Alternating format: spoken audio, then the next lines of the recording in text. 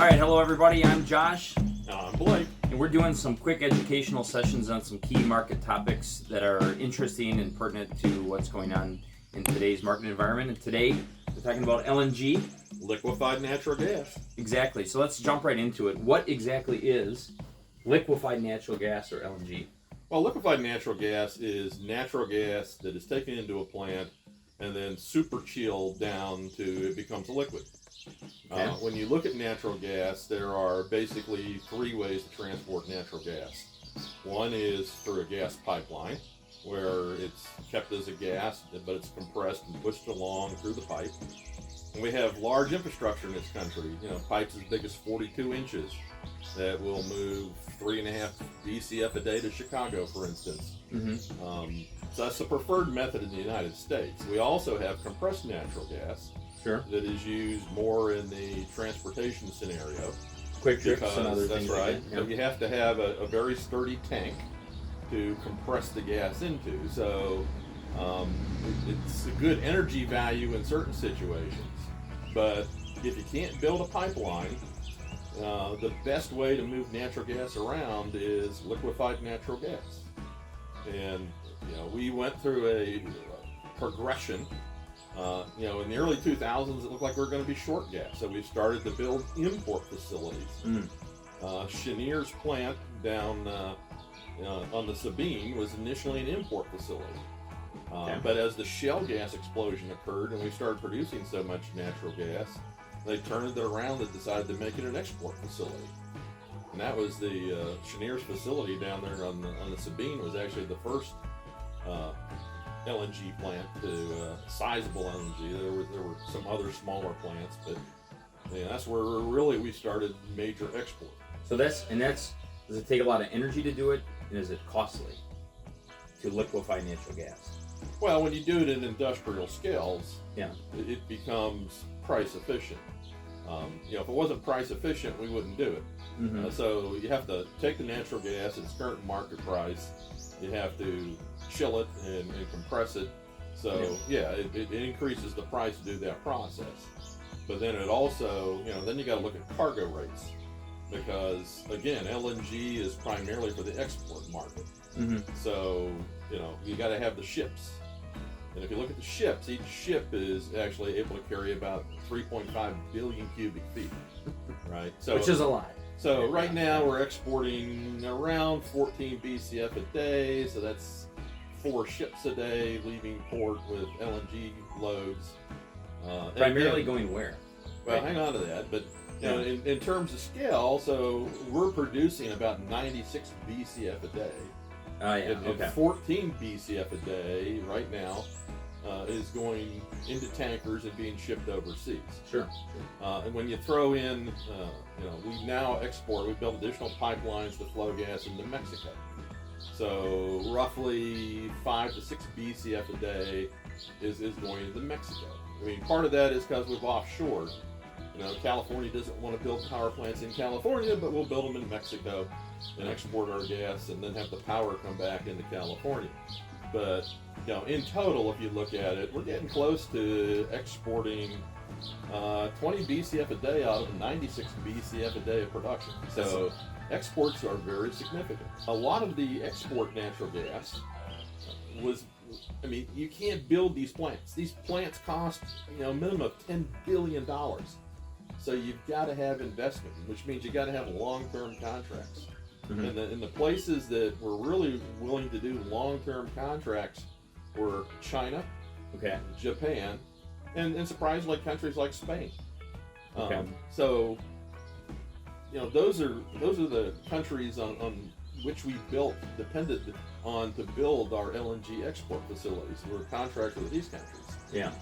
Now, with what's happened in Europe, it's in some ways it's been a good time, because China, thanks to its COVID shutdown, had greatly reduced its energy imports, mm-hmm. which meant that cargoes that were headed for China could be purchased by the Europeans and go to Europe. Okay, good timing there. They've actually had a good start to their storage refill injection cycle as a result of Chinese shutdowns. That is going to cause some issues as we go forward, and the Chinese want those cargoes. But on the other hand, this is such a big ball of wax, right? Because China is one of the countries that still can do fuel switching. So in many respects, it's better for them to buy coal from Australia and then resell their cargoes of LNG to Europe, and they can make out in the differentials. So let me ask a question based on this topic of cargo ships are being rerouted to Europe. So a question I fielded several times is, hey, there's a crisis going on in Europe. We as a country will simply liquefy more gas, ship it to Europe, and solve the problem. Why or why not can that happen, or can happen? Well, I go back to my point of a minute ago. I mean, these facilities cost $10 billion. And you can whip them up like that, though, right? Add to that that it takes a minimum of 4 years, and more likely 5 to 6 years. These are massive plants that are significant engineering projects. In fact, as a result of what's happening in Europe, we've seen a couple of companies reach their final investment decision, FIDs, to build new plants. And those new plants, the first one is expected maybe 2026, but most analysts would think 2027 before those new export facilities come on. Yeah. So, in a sense, we end up in a race between the ability to export more gas and to produce more gas. Right now, the most prolific of the basins is the Permian Basin, which is West Texas and New Mexico. And, we keep seeing drilling rigs there in particular just keep increasing. Right. And in fact, more gas is coming out of the Permian, more gas will be coming out of the Permian.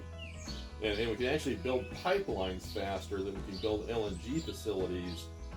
So in about 2 years, we're going to have even more pipeline capacity bringing gas to market before the new LNG facilities are built for export. Sure. So, I mean, there's this constant dynamic, but to say we're always going to be short and gas is always going to be $10, history would say, no, that's a wrong thought process. Well, you kind of hit up on it just now, but where do you see the next 5 years going? I mean, we'll pull up a graph in the video here of just progressive growth since 2016, where we didn't have LNG to now we're up to roughly 14 BCF coming to market. Where do you see the next 5 years coming with what we know that's been approved by FERC and with everything going on? Well, again, the next plant, after the current plants are built out, Calcasieu has still got a couple of more trains that have to come off, which will take us at about 14 BCF or cap us for the next several years. So, again, that's going to be capped, and then it becomes a question of how much gas are we producing. Now, if we go back to the profit calls that producers were having on Wall Street early this year, they were mostly interested in doing share buybacks. And one of the key thoughts behind that process was that the front of the strip was well priced, but the back of the strip, when you went out and looked at 23, 24, 25, was incredibly cheap. So they were like, well, yeah, I mean, if we start drilling now and we overproduce, we just shoot ourselves in the foot again. Right. And we'll pull up a graph right now of just the curve. Yeah. I mean, you can see where it is really high on the front end and on the back end. So what's different now? But if we look now, the back end is virtually doubled since the start of the year. So the investment decision is much easier to make because we're not talking about $2 gas in 2024. We're talking about $4 gas in 2024. Yeah. The LNG is actually one of the more stable parts of the market, right? I mean, we know how much LNG capacity is there. We know how many tankers are there. We know there's demand. So, LNG is going to stair-step increase in a few years. We know that. But, given current prices, we also know production is going to be increasing. Yeah. Okay. Well, thanks for tuning in. And if you have any questions, you can reach out to myself or Blake. You have our emails and phone numbers. Till we talk again. Have a great day.